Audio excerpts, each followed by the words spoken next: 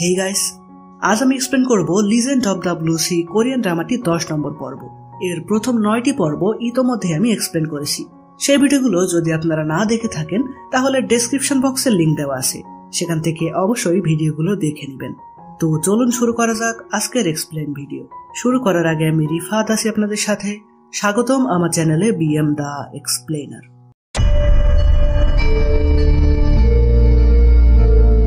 আগের পর্বে আমরা দেখেছিলাম জুন যে প্রায়ই স্বপ্নে দামরিয়ংকে দেখে এবং সে তাকে বলেছে তোমার প্রিয় মানুষকে রক্ষা করো, কারণ অতীতে যা যা হয়েছিল সেই রকম কাহিনী বর্তমানে ঘটতে চলেছে। এখানে জুন যে স্বপ্নে দামরিয়ংকে দেখছিল এটা যে তার কল্পনা নয় সত্যি কাহিনী, এটা বোঝাতে দামরিয়ং ঠিক করে জুনজেকে সে কোন একটা প্রমাণ দেবে।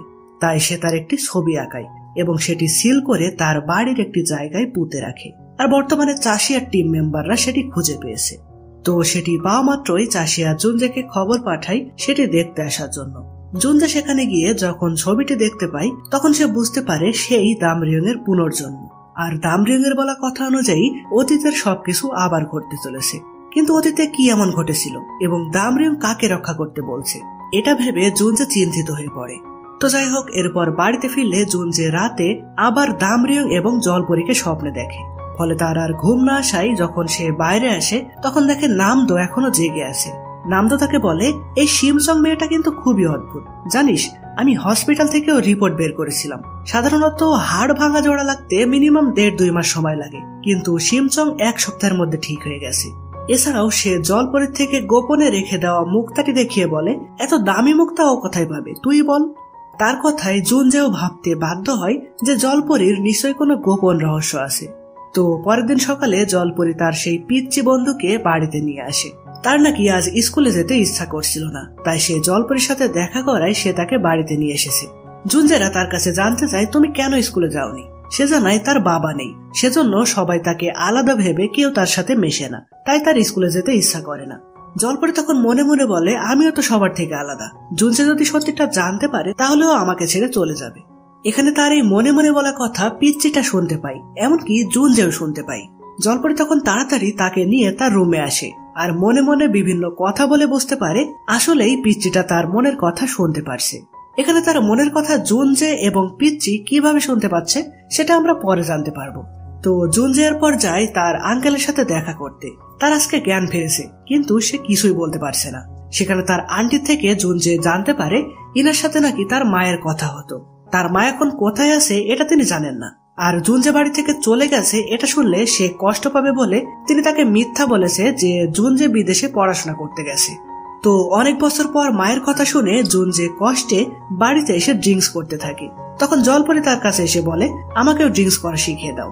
জুনজে তো খুব পাট নিয়ে বলে, আমি আমার লিমিট বুঝে ড্রিঙ্কস করি, আমি মোটেও মাতলামি করি না।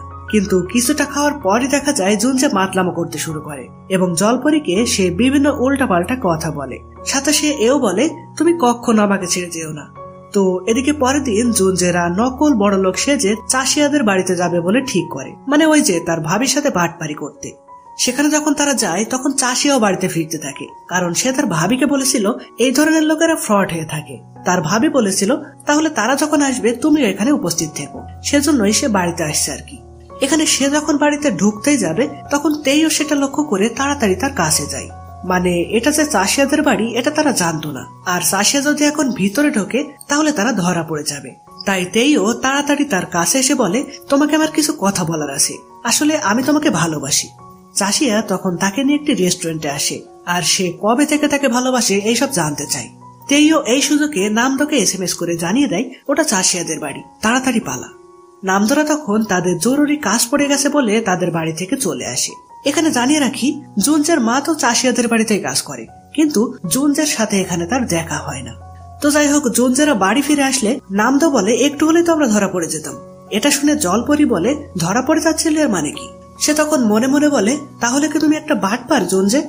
জুনজে তো তার মনে মনে বলা কথা শুনতে পারে এবং তাকে সত্যি জানিয়ে দেয় যে হ্যাঁ আমরা ফ্রড, বাটপারি করা আমাদের পেশা। এখন তোমার সিক্রেটটা বলো, কে তুমি?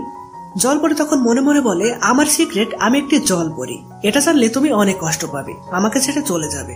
এখানে জুনজে এটা শুনে অনেক অবাক হয়, কিন্তু তাকে কিছুই বুঝতে দেয় না। এরপর দেখা যায় জুনজে সবকিছু একে একে ভাবতে থাকে। কেন জলপরীর পায়ের হাড় ভেঙে 1 সপ্তাহের মধ্যে ঠিক হয়ে গেল সেটা সে বুঝতে পারে। স্পেনের যে স্মৃতিগুলো জলপরী তাকে ভুলিয়ে দিয়েছিল সেই সব স্মৃতি জুনজের মনে পড়ে যায়। এরপর সে ভাবে দামরিয়ং এর কথা। দামরিয়ং যে জলপরীকে রক্ষা করতে বলেছিল এটা সে বুঝতে পারে। সবকিছু ভাবার পর সে দ্রুত যায় জলপরীর ঘরে তার সাথে দেখা করতে, কিন্তু জলপরীকে সে সেখানে খুঁজে পায় না। জলপরী বাড়ি থেকে চলে গেছে। জুনজে তাকে মিথ্যা বলেছে সেজন্য, অথবা সে জুনজেকে তার আসল পরিচয় বলতে পারেনি সেজন্য সে বাড়ি থেকে চলে গেছে। তো জলপরী আসলে কোথায় চলে গেল? এইরকম প্রশ্ন রেখেই 10 নম্বর এপিসোডটি এখানেই শেষ হয়। তো গাইস, কেমন লাগলো আজকের এপিসোডটি কমেন্টে লিখে জানাবেন। যদি ভালো লেগে থাকে তাহলে ভিডিওতে লাইক দিয়ে বন্ধুদের কাছে ভিডিওটি শেয়ার করে দিয়ে তাকেও এই ড্রামাটি দেখার সুযোগ করে দিন। আর পরের এপিসোড দেখতে আমাদের চ্যানেলটি অবশ্যই সাবস্ক্রাইব করে রাখুন। তো দেখা হচ্ছে পরের ভিডিওতে। ততদিন পর্যন্ত ভালো থাকবেন, সুস্থ থাকবেন। Bye bye.